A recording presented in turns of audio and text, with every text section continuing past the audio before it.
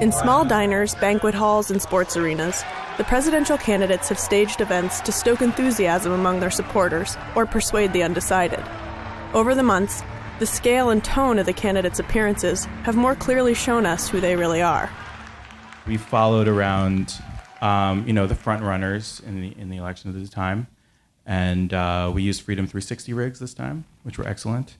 And this piece, the thing to think about is access. You can't, normally you just say, okay, well, we'll get in the press, huddle, and we'll take the photos from there, and it'll be fine. It would be a very terrible 360 experience. You'd mostly be looking at photographers, and you'd be also way too far away from the action. So this piece, I actually spoke to Donald Trump for this. He was in the office. I snuck in at the end of a meeting, and I asked him if I showed him what a VR rig was, and he was like, great. And I was like, can we put this right in your security zone right in front of you? And he agreed.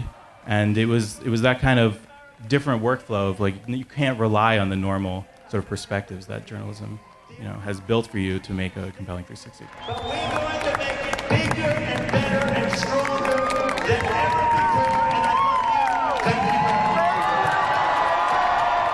We're covering obviously this in every possible way at the Times.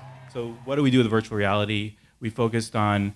It's not going to be about just looking at the candidate again, but also being able to look around. It's about the crowds. It's about feeling that presence, like you're in the crowds, and trying to learn something about the constituents and something about the people that like these candidates by standing amongst them.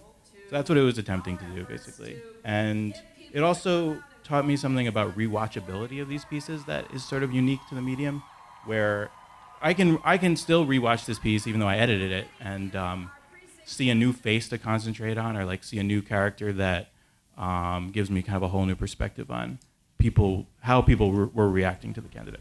And my message to my Republican opponents is, think more about your kids and your grandchildren than about